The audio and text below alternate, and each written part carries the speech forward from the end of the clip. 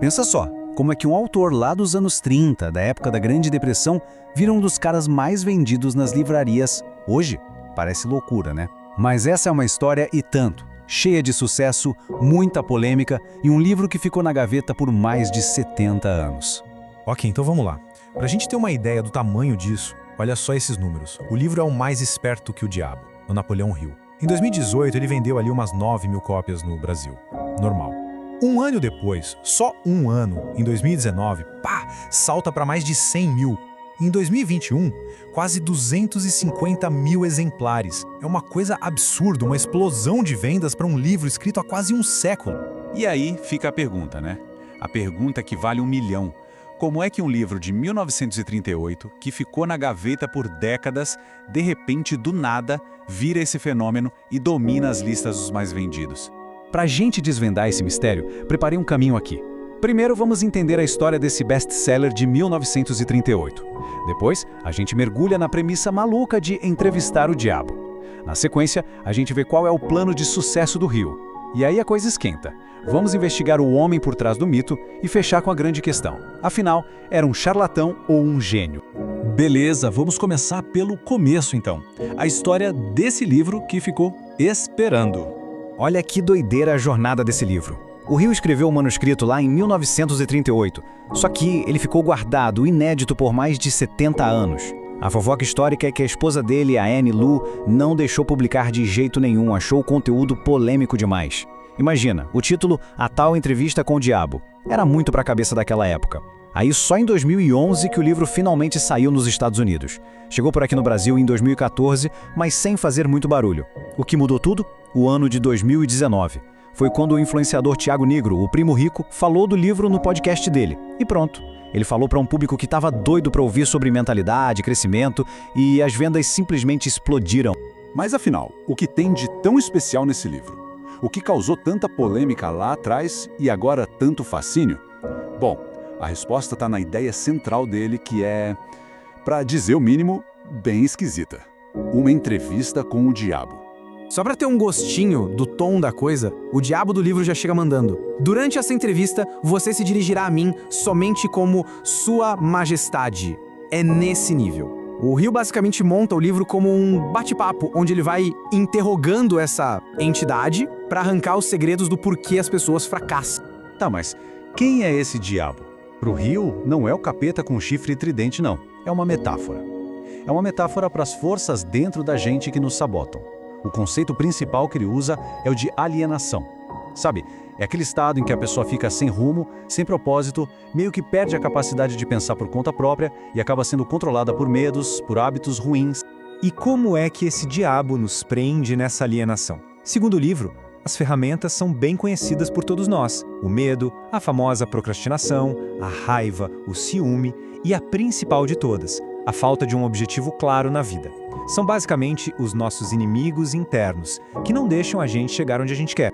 Ok, se essas são as ferramentas do fracasso, qual é o antídoto?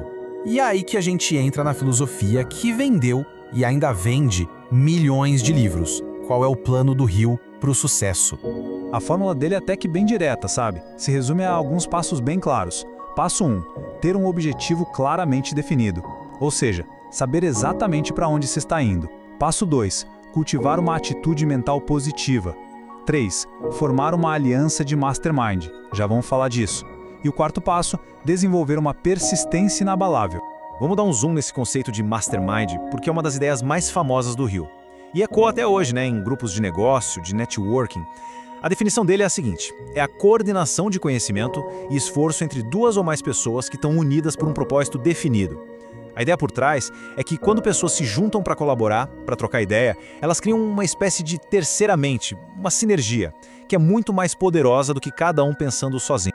Bom, até aqui tudo parece ótimo, né? Um autor com uma filosofia de sucesso, ideias poderosas, mas é agora que a história dá uma virada de roteiro. Chegou a hora de investigar o homem por trás do mito. E aí a gente encontra as controvérsias. O Hill construiu toda a reputação dele em cima da ideia de que ele entrevistou, que ele foi mentorado pelos caras mais ricos e poderosos da época dele, tipo o Andrew Carnegie. Só que tem um porém, um grande porém. Simplesmente não existe prova de que a maioria dessas reuniões tenha acontecido de verdade. E aqui a gente vê isso bem claro. De um lado, a lenda que ele criou. Ele dizia que foi mentorado pelo Andrew Carnegie. Do outro lado, os registros históricos. Sabe quando ele fez essa afirmação? Só depois que o Carnegie já tinha morrido. A lenda, ele foi conselheiro do presidente Roosevelt. A realidade, não existe nenhum registro oficial disso. A história que o Hill contava sobre si mesmo parece que se mistura um bocado com ficção. Pois é, a vida real do Hill era bem diferente da imagem de guru que ele vendia.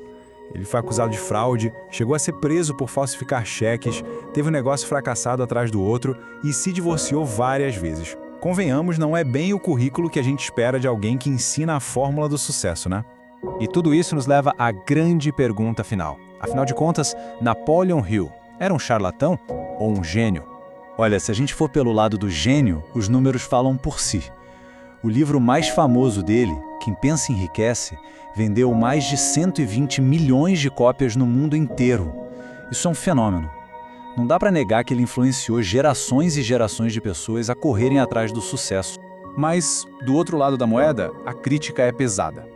Tem um comentário de um usuário no Reddit sobre Mais Esperto que o Diabo que resume bem essa visão. O cara escreveu: "Pensei que fosse ruim, mas descobri que é péssimo." Muita gente enxerga os livros dele só como um monte de clichês, sem nenhuma aplicação prática de verdade. Então, o debate fica nisso. Por um lado, o apelo dos livros dele. Eles dão esperança, uma mentalidade positiva, inspiração. E isso conversa muito com a nossa cultura hoje, de desenvolvimento pessoal. As ideias são vistas como atemporais, motivacionais. Por outro lado, a crítica. A de que ele oferece mais do mesmo, sabe? Clichês de autoajuda. Que ele era um charlatão que ficou rico com uma história inventada e que os livros dele não têm conteúdo prático de verdade. No final das contas, a popularidade do Hill, que dura até hoje, apesar de todas as polêmicas, talvez diga menos sobre ele e mais sobre a gente. Isso deixa uma reflexão no ar.